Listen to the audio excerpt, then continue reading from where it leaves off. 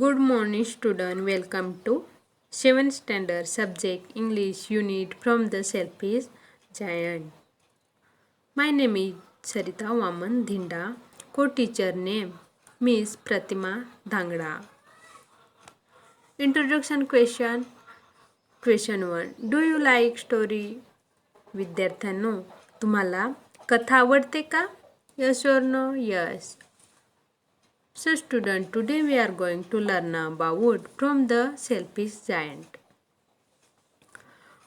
Oscar Fingalo Flaherty Wills Whittle was an Irish playwright, novelist, essayist, and a poet. Oscar Fingal O Flahertie Wills विड्डल हे एक Irish नाटककार, कादंबरीकार, निबंधकार आणि कवी होते.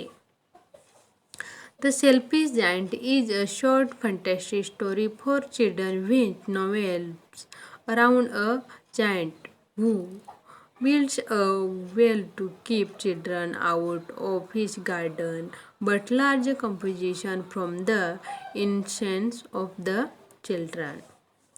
The Selfish Giant ही लहान मुलांसाठी एक छोटी कल्पनारम्य कथा आहे. विद्यार्थ्यांनो, हा फोटो दिसतो का? हा फोटो त्या कवींचा आहे. Okay. He was an Irish playwright, novelist, essayist and a poet. Okay. Page number 108 from the Selfish Giant. आता आपण पॅराग्राफ्स रीड करणार आहोत. Okay. Every afternoon, as they were coming from school, the children used to go and play in the giant garden. It was a large, lovely garden with soft green grass here and there. Over the grass showed beautiful flowers like stars, and there were 12 fruit trees that in the springtime broke out into delicate blossom of pink and pearl, and in the autumn's brow rich flute.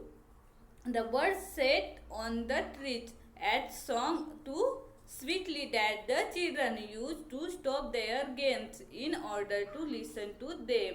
How happy we are, they cried to each other. One day the giant came back. He had been to visit his friend the honest ogre and has stayed with him for 7 years. After the 7 years, he determined to return to his warm castle. When he arrived, he saw the children playing in the garden. "What are you doing here?" he cried in the very gruff voice, and a children ran away. "My own garden is my own garden," said the giant, "and anyone can understand that, and I will allow nobody to play in it but myself." So he built a high wall all around it and put up a notice board. "Trespass will be prosecuted." He has a very selfish giant.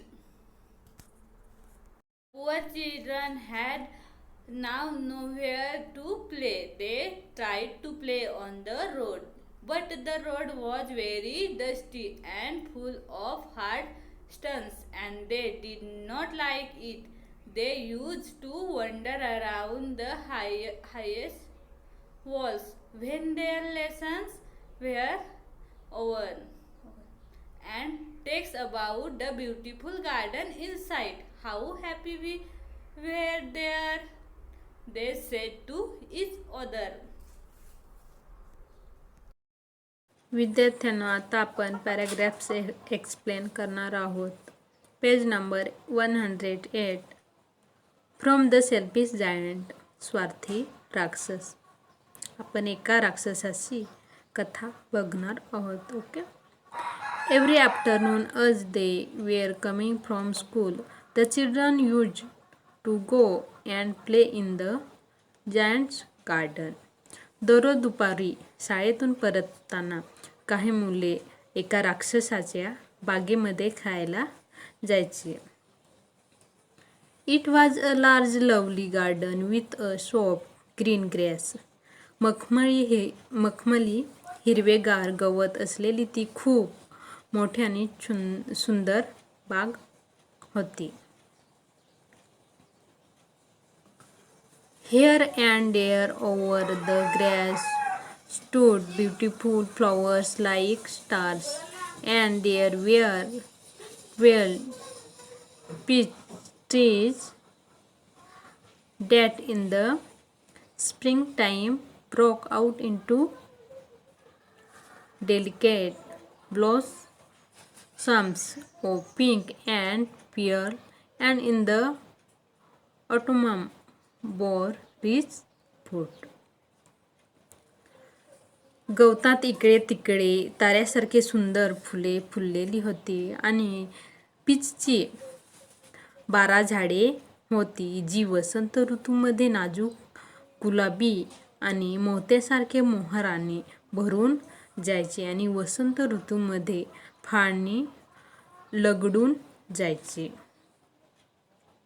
The birds sat on the trees and sang so sweetly that the children used to stop their game in the order to listen to them. झाडावर बसून जेव्हा पक्षी गोड गाणी गातात तेव्हा मुले आपला खेळ थांबवून ती गाणी ऐकत राहायची. How happy we are, they cried to each other. आपण किती मजेत आहोत, ते एकमेकांना आनंदाने सांगायचे. One day the giant came back. एके दिवशी तो राक्षस परत आला. He had been to visit his friend Cornish ogre and had stayed with him for 7 years. तो आपल्या कॉर्निश ओगर नावाच्या मित्राला भेटायला गेला होता आणि त्यांच्याकडे तो 7 वर्षे राहिला. After the 7 years he determined to turn to his own castle. 7 वर्षानंतर त्यांचे स्वतःच्या किल्ल्यात परत जायचे ठरवले होते. When he arrived, he saw the children playing in the garden. तो परत आला तेव्हा त्याने मुलांना बागेत खेळताना पाहिले. What are you doing here? तुम्ही काय करता इथे? He cried in a very gruff voice, and the children ran away. तो एवढ्या कर्कश आवाजात किंचाळला की मुले तिथून पळूनच गेली. My own garden is my own garden. ही माझी बाग आहे. स्वतःची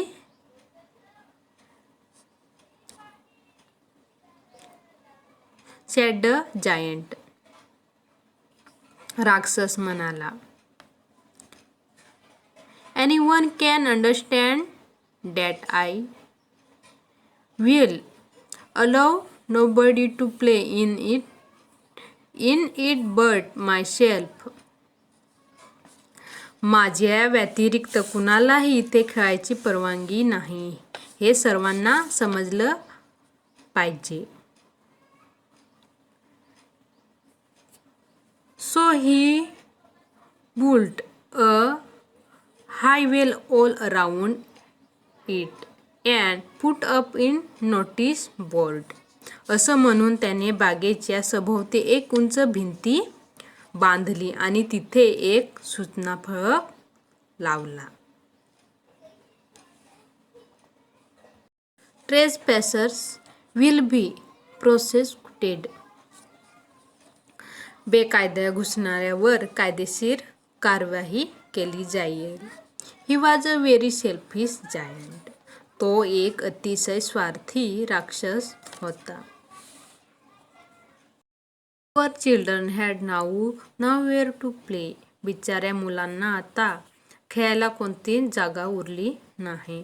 They tried to play on the road, but the road was very dusty and full of hard stones and they did not like it. त्यांनी रस्त्यावर खेळायला प्रयत्न केला, पण रस्त्यावर फारच धूळ होती आणि खडबडीत दगड पसरलेले होते. They used to wander round the high walls when their lessons were over and talk about the beautiful garden inside. त्यामुळे मुलांना काही ते रुचलं नाही. अभ्यास झाला की त्या उंच भिंतीच्या आजूबाजूने भटकत आणि आपल्या सुंदर बागेविषयी बोलत. How happy we were there, they said to each other. आपण तिकडे किती मजा करत असू, ती एकमेकांना सांगत.